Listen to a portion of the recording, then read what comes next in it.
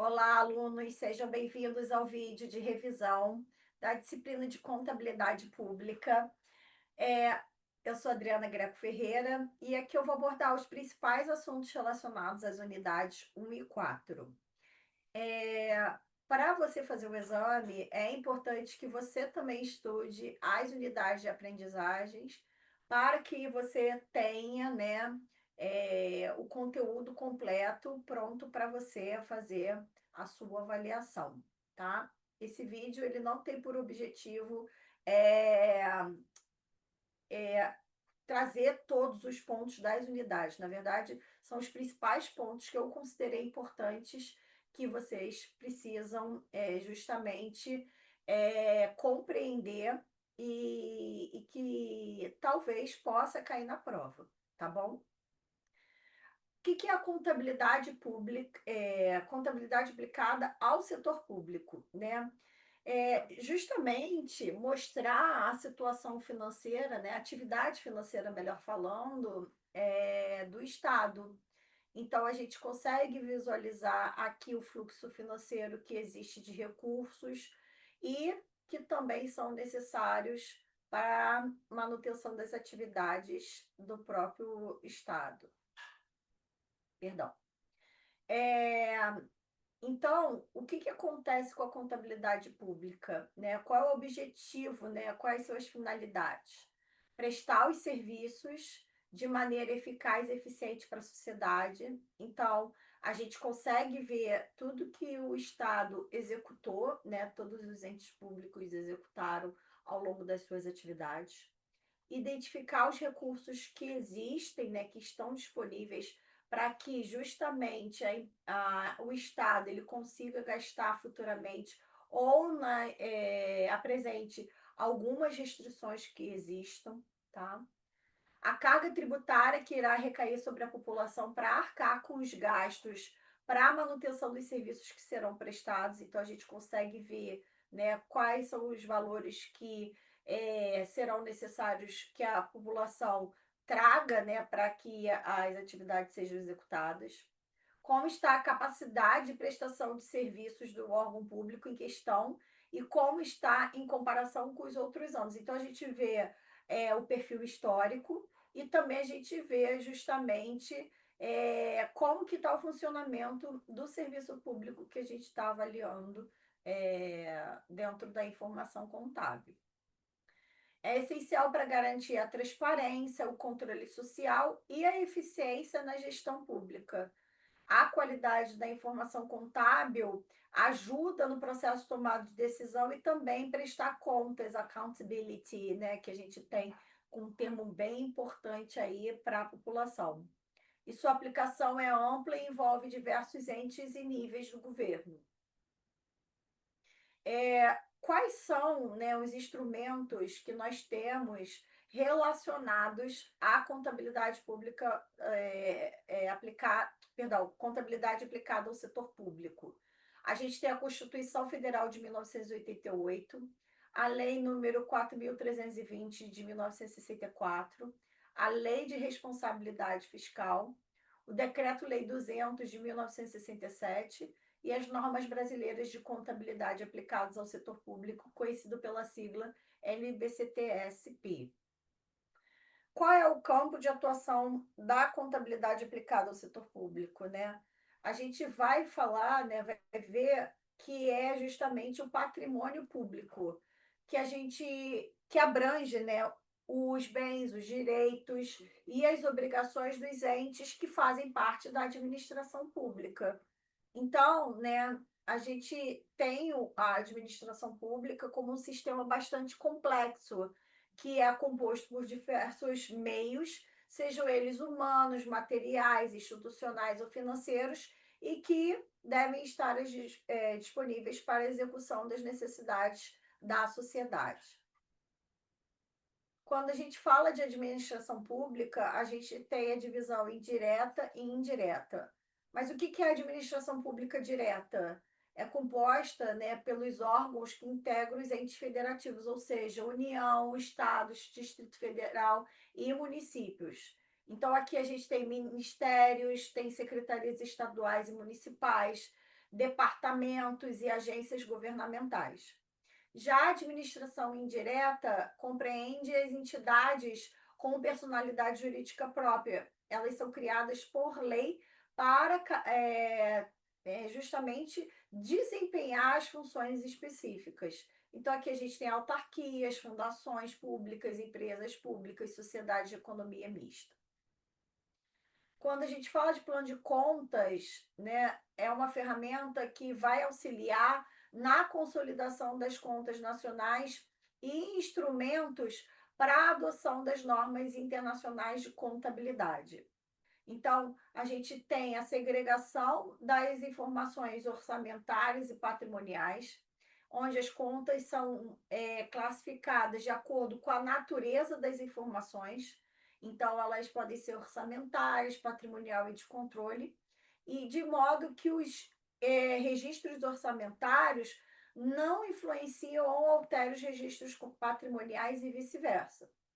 A gente tem o registro dos fatos que afetam o patrimônio público de acordo com o regime de competência.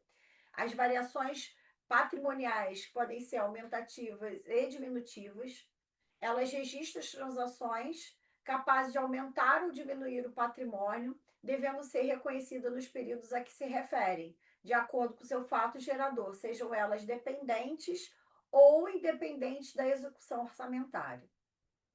E o que são as receitas públicas, né? Compreende os recursos financeiros arrecadados pelos cofres públicos, né, cofres do Estado, provenientes de tributos, transferências e outras fontes. Essas receitas fazem com que sejam executadas as políticas públicas e a prestação de serviço à comunidade. A gente pode dividir a receita pública em orçamentária, que são aquelas previstas por lei, e as extra-orçamentárias, que são valores temporários que não integram a LOA. Quando a gente fala de receitas orçamentárias, a gente tem as receitas correntes e as receitas de capital. As correntes são provenientes de tributos, impostos e taxas, patrimoniais, transferências correntes e receitas diversas.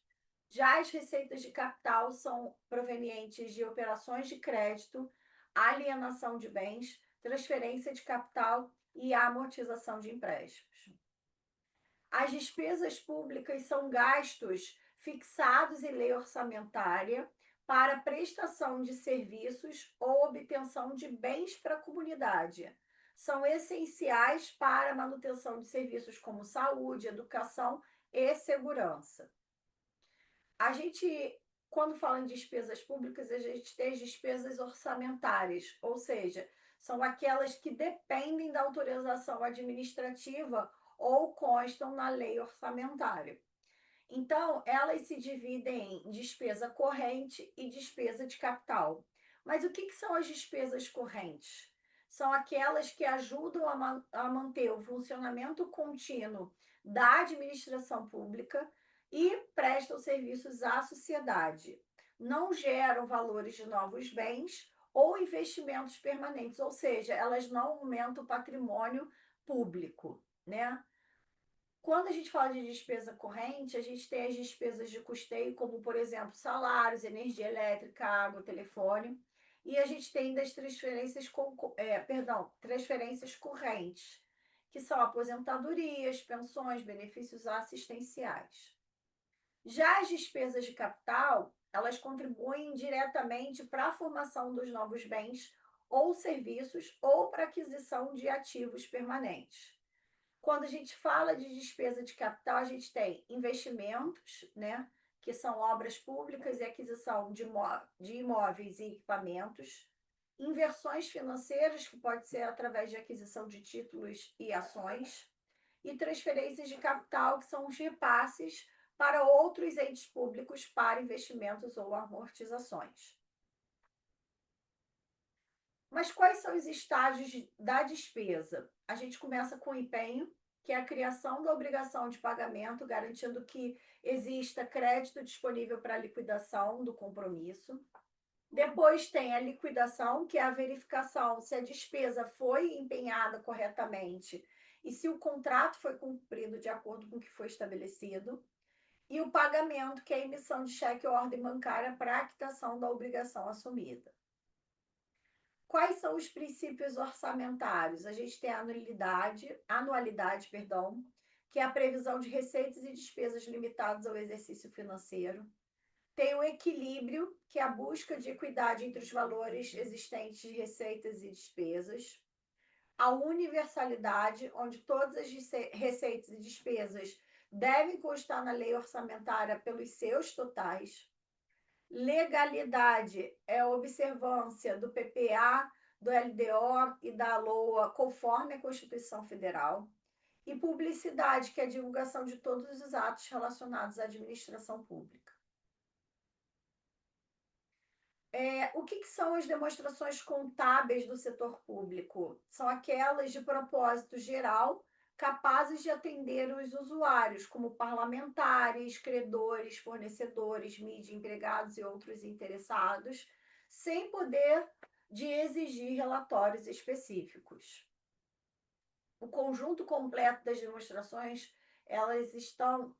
esse conjunto, perdão, está na Lei 4.320 de 1964, onde a gente vê o balanço orçamentário, o balanço financeiro, o balanço patrimonial, demonstração das variações patrimoniais, demonstração dos fluxos de caixa e demonstração das mutações do patrimônio líquido.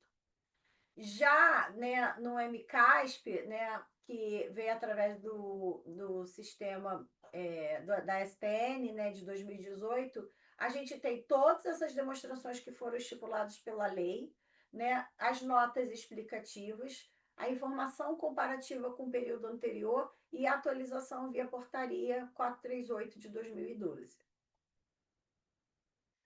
O que é o balanço patrimonial? Né? Ele evidencia, né, de maneira qualitativa e quantitativa a situação patrimonial dos órgãos públicos em determinado período, incluindo os atos potenciais. Já a demonstração do resultado econômico evidencia o resultado econômico das ações dos gestores públicos, permitindo análise da eficiência da gestão ao confrontar a receita econômica com custos. Já a demonstração das mutações do patrimônio líquido mostra as variações existentes no patrimônio líquido das entidades públicas, que são obrigatórias para empresas estatais dependentes. A demonstração dos fluxos de caixa permite que os usuários avaliem como a entidade pública obteve recursos para financiar suas atividades, a maneira como os recursos de caixa foram utilizados e também mostra as informações necessárias para identificar como que foi gerado, né, os recursos financeiros, as entradas de caixa, os itens que foram consumidos, os gastos, né, durante o período das demonstrações contábeis e o saldo de caixa na data das demonstrações contábeis. Regime de adiantamento, também conhecido como suprimento de fundos, compreende um adiantamento a valores a um servidor para futura prestação de contas. A concessão do adiantamento fica a critério e sob responsabilidade do ordenador de despesas. E o que é o ordenador de despesa? É toda e qualquer autoridade de cujos atos resultarem em emissão de empenho, autorização de pagamento, suprimento ou dispêndio de recursos da União ou pelo qual esta responda. Não é o adiantamento, ele não traz a redução do patrimônio líquido quando concedido, né? É somente uma saída de recursos de acordo com o regime de caixa. Os valores do adiantamento são concedidos em caráter de exceção e não podem ser utilizados de forma rotineira para pagamentos de despesas que fazem parte das atividades cotidianas dos órgãos públicos. Deve ser utilizado nos casos de atendimento de despesas eventuais, inclusive viagem e com serviços especiais que exijam pronto pagamento. Então, por exemplo, contratação imediata de chaveiro e pagamento de táxi. Quando a despesa deve ser feita em caráter sigiloso, conforme se classifica em regulamento. Então, aquisição de equipamentos ou serviços que possam trazer proteção de entidades e pagamento de informantes. E também atendimento de despesas de pequeno vulto, assim entendidas aqueles valores cujo o valor, perdão, é, aqueles valores que não ultrapassam o limite estabelecido pelo o ato normativo próprio. Então, a gente tem como exemplo a compra de materiais de escritório e troca de lâmpadas. Isso. Um servidor ele não pode receber dois suprimentos de fundos simultaneamente. Isso minimiza o acúmulo de recursos sob responsabilidade de uma única pessoa. E isso permite a dificuldade de controle e de prestação de contas. O servidor que vai utilizar ou guardar o material comprado não deve ser o mesmo que recebe o dinheiro para comprá-lo. Isso traz a segregação de funções e minimiza o conflito de interesses. Não será concedido suprimento de recurso ao servidor que está em débito com a administração pública, seja por não ter prestado contas no prazo ou por ter tido suas contas rejeitadas por irregularidades como desvio, desfalque ou má aplicação de recursos. Cartão corporativo é uma forma utilizada pela administração pública para trazer controle no pagamento de adiantamentos. É emitido no nome da unidade orçamentária e de quem receberá o adiantamento, ou seja, o suprido. Então, ele é pessoal e intransferível. Auxilia na transparência e permite o controle de toda a movimentação e segurança das transações. Quais são os documentos que a gente tem para comprovação? Compra de material, nota fiscal, né, de venda ao consumidor, ou nota fiscal, fatura ou cupom fiscal. Serviços pessoa jurídica, nota fiscal de prestação de serviços ou nota fiscal fatura. Serviços pessoa física, recibo comum não inscrito no INSS ou RPA inscrito no INSS com GPS DARF quando aplicável. Devolução de recursos, guia de recolhimento da União referente ao valor não utilizado. Como que é feito o controle e a prestação de contas? Primeiro, o servidor ele comprova os gastos com a documentação adequada dentro do prazo estabelecido. A unidade competente verifica as formalidades, classifica correta, faz a classificação correta e o cumprimento dos registros legais. A auditoria interna faz uma análise, né? Faz uma auditoria interna, onde há uma análise de prazos, documentos, pagamentos à vista e conformidade com plano de contas aplicados ao setor público. E depois, uma decisão final sobre a regularidade de providências em caso de irregularidades. Espero que esse vídeo contribua para o seu estudo. Espero que você realize uma boa avaliação. Quaisquer dúvidas, estou à disposição. Um beijo e até mais. Tchau, tchau, gente.